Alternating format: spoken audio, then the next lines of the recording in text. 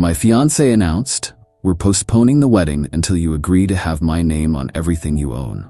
I said, "That's a reasonable boundary." Then I called our wedding venue and transferred the $15,000 deposit into my name only for a solo celebration party. Her mother's lawyer sent a demand letter 3 days later. I, 33 male, was 3 months away from marrying Natalie, 31. We'd been together for 2 years, engaged for 8 months. I thought things were solid. Turns out, I was wrong. Context matters here. I own my house outright, bought it 6 years ago for $285K, paid it off last year. I have a 15% stake in my family's logistics company. My dad started it, my brother and I run operations now, worth roughly $900K on paper. My car's paid off. Retirement accounts are healthy, not rich, but comfortable. Natalie's a dental hygienist, makes around $58K. Rents her apartment, has student loans she's been chipping away at. We'd talked about her moving into my place after the wedding, which made sense financially, or so I thought. Last Thursday evening, we were at my place going over wedding RSVPs. 200 guests, venue booked, her parents contributed $7K toward the $22 total. I covered the remaining $15K. Deposits locked in everywhere. She set down her wine glass and hit me with it. "Ian, I've been thinking, I need my name on the house before the wedding." I looked up from the spreadsheet. "What? The house? And the car? And your stake in the company? Everything should be in both our names. It's only fair if we're getting married." I blinked. "Natalie, we haven't even gotten married yet." "Why would I?" "Because marriage is about partnership, sharing everything. If you really loved me, you'd want me to feel secure. You'll feel secure after we're married. We can discuss things then, friend, but I'm not putting your name on assets I earned before." "Before what? Before me? So I'm just supposed to move into your house, drive around in your car, live off your money with no legal protection?" "You'd have legal protection. It's called marriage. Community property laws, not good enough, Ian." Her voice went cold. "I won't be some second-class citizen in my own marriage. Either you put my name on everything or we're postponing the wedding until you see reason." I stared at her. The ultimatum hung in the air like smoke. "So let me get this straight. You want your name on my house, my car, and my business stake, assets worth over $1 million that I built before we even met. Or you're calling off the wedding." "I'm not calling it off, just postponing until you understand what marriage means." Something in her tone, the rehearsed quality, like she'd practiced this. "Wow, that's really a reasonable boundary you're setting there, Nat, really reasonable." She smiled, missing the sarcasm entirely. "I'm glad you understand. My mom said you'd fight me on this, but I knew."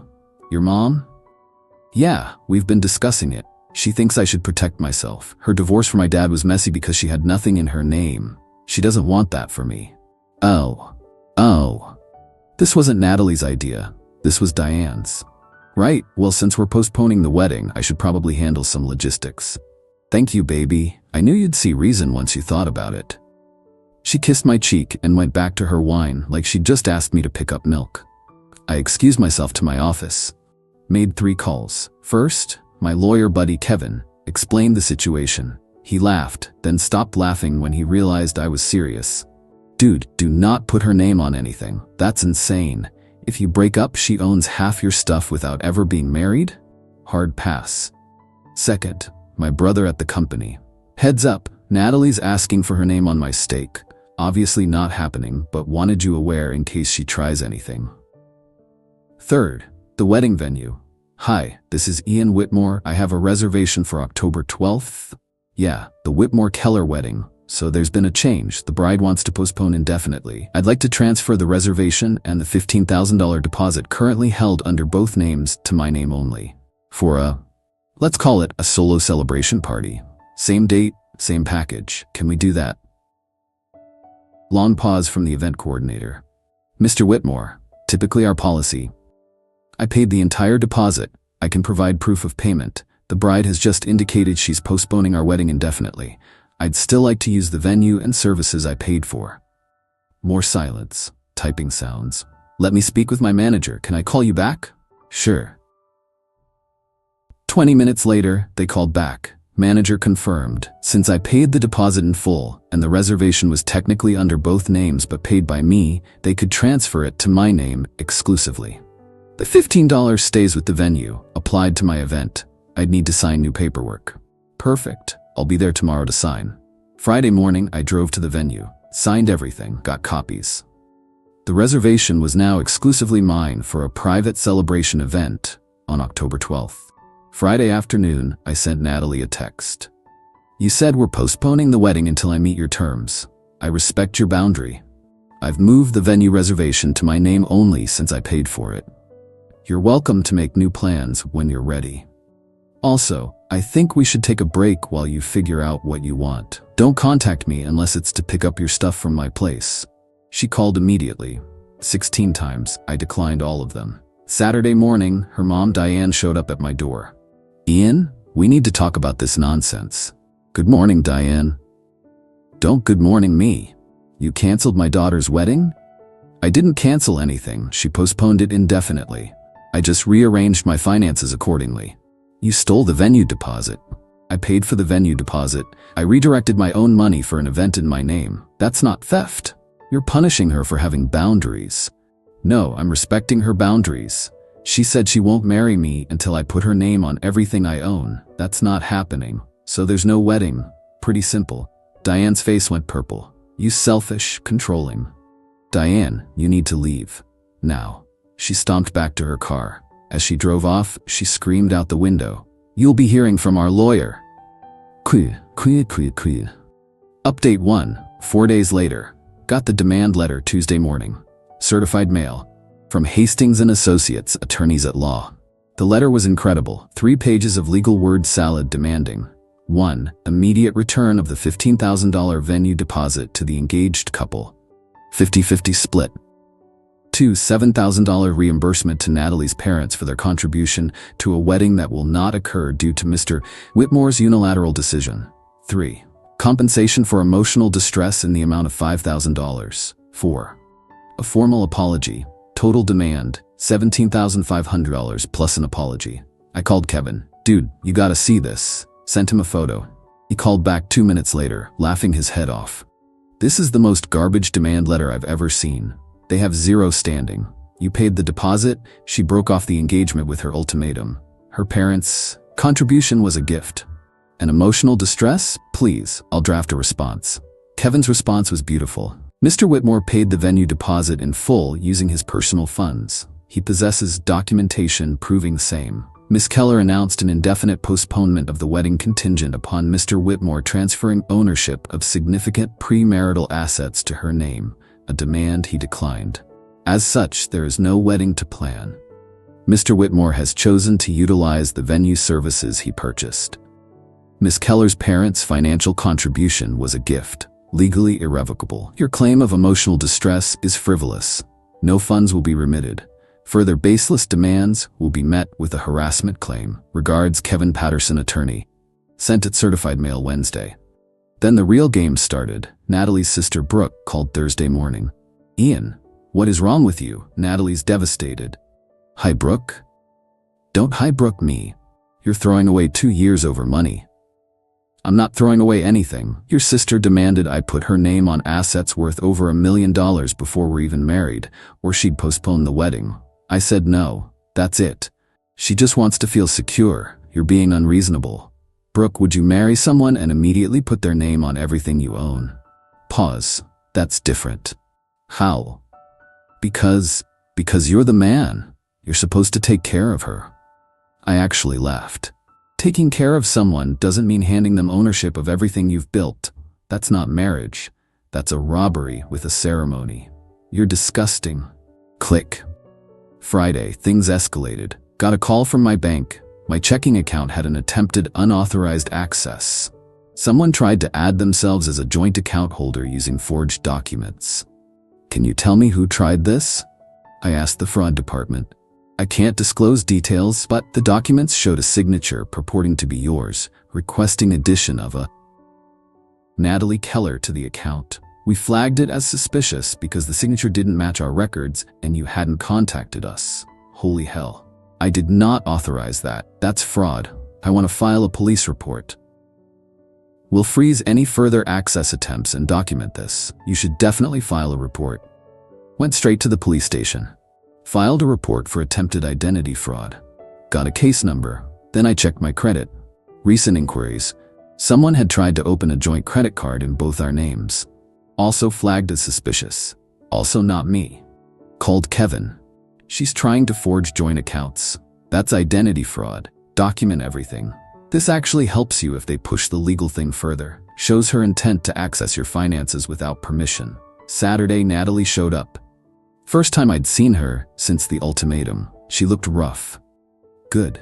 Ian, please, can we talk? No, just 5 minutes. Against my better judgment. Fine, 5 minutes. You can't come inside. We stood on my porch. I'm sorry, she started. I shouldn't have given you an ultimatum. I was scared and my mom got in my head. Can we please just forget this and move forward? So you'll drop the demand for your name on everything?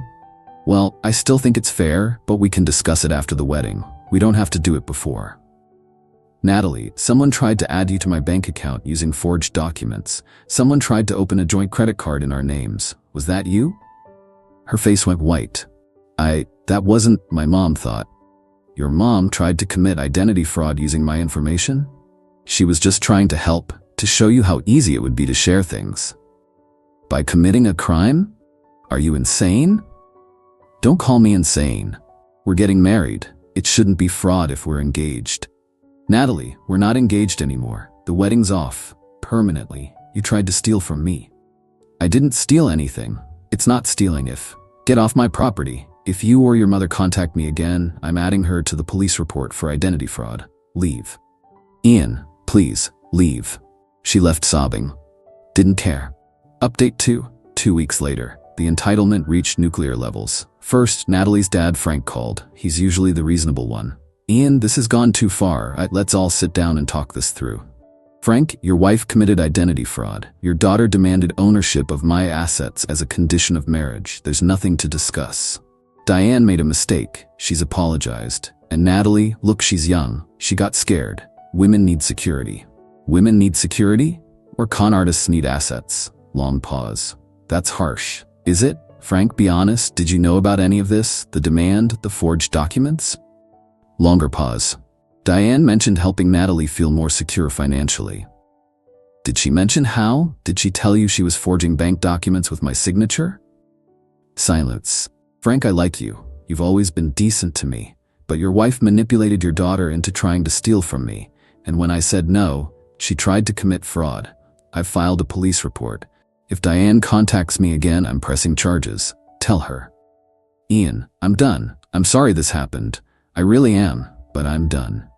Hung up. The following week, I did something petty. Beautifully, satisfyingly petty. I kept the venue reservation for October 12th, invited my friends and family, 50 people. Sent invitations. You're invited to celebrate Ian Whitmore's Independence Day, October 12th, 7 p.m. Dinner, drinks and dancing to commemorate freedom from manipulation. Dress code, whatever makes you feel powerful. My brother thought it was hilarious. My parents were concerned but supportive.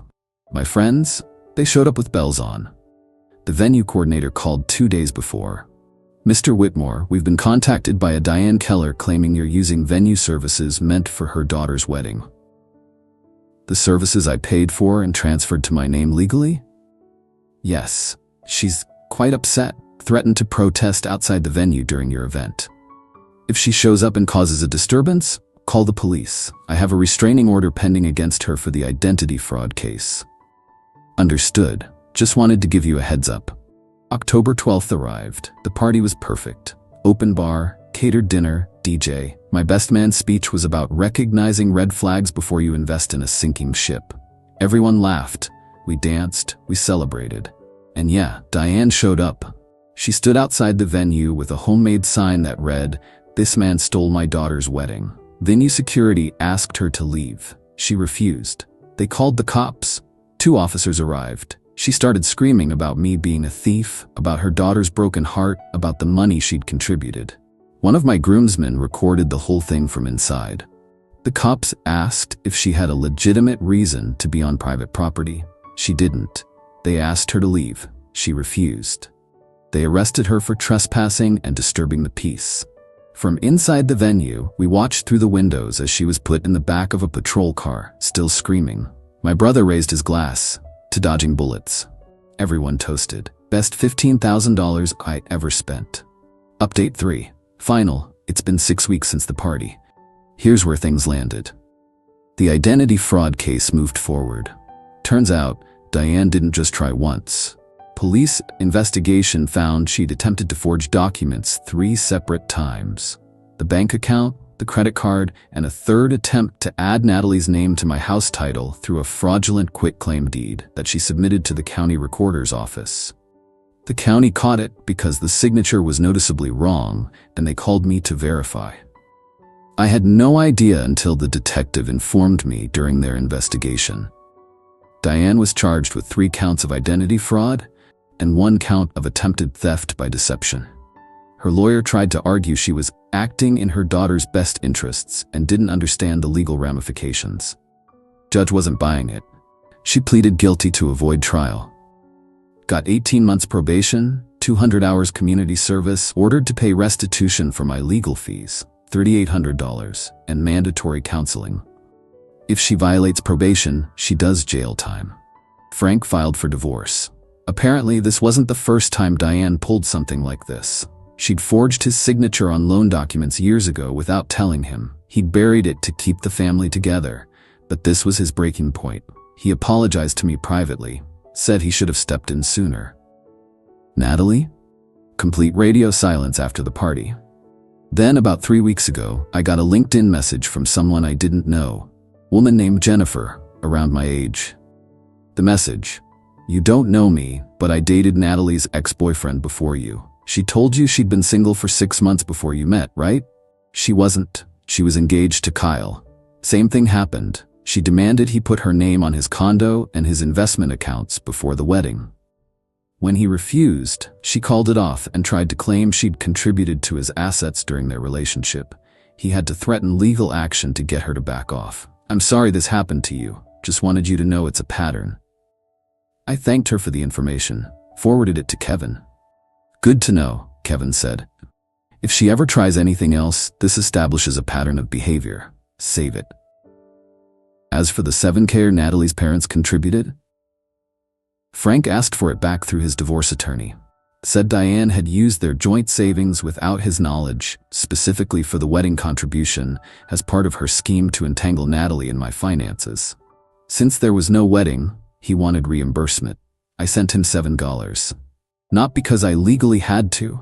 Gifts are gifts, but because Frank got screwed by Diane as much as I almost did. Seemed fair. My Independence Day party became legendary among my friend group. People still bring it up. My brother uses the phrase, "Whitmore Independence Day," whenever someone escapes a bad relationship. The venue coordinator sent me a thank you note. Apparently, my event was drama-free once Diane got arrested, and everyone tipped really well. They said I was welcome back anytime. Sold my house last month, not because of Natalie. I'd been considering downsizing anyway. Bought a smaller place closer to work. Fresh start. Dating? Not yet. Trust issues are real. My therapist says I'm handling things well but need time to process the betrayal. She's right. The weirdest part? I don't regret any of it. Not the party, not the police report, not the financial boundaries I held. Could I have handled things differently? Maybe. Could I have just given in to keep the peace? Sure. But here's what I learned. When someone shows you they value your assets more than your partnership, believe them. When someone's willing to commit fraud to access your finances, you don't compromise with them. You protect yourself and run. The entitlement was staggering. Natalie genuinely believed that being engaged entitled her to ownership of everything I'd built before we even met. Diane genuinely believed that forging legal documents was acceptable if it benefited her daughter. The delusion was almost impressive. But reality doesn't care about entitlement. Courts don't care about, but we were in love. Banks don't care about, but we were getting married. The law is the law, and fraud is fraud, regardless of motivation. I lost $15 in venue deposits. Technically, I got the party, so did I really lose it? Spent $3,800 on legal fees, got reimbursed, and lost 2 years with someone who turned out to be running a long con. But I kept my house, kept my business stake, kept my financial security, kept my dignity. Natalie kept nothing except a reputation as someone who demands her fiancé's assets before marriage. Diane kept a criminal record and a divorce. Frank kept his self-respect by finally standing up to his wife. The revenge wasn't elaborate, it was just boundaries. Hard, immovable boundaries enforced by law and common sense. Sometimes the best revenge is just refusing to be a victim. And throwing a really good party with the money they thought they were entitled to? That's just a bonus.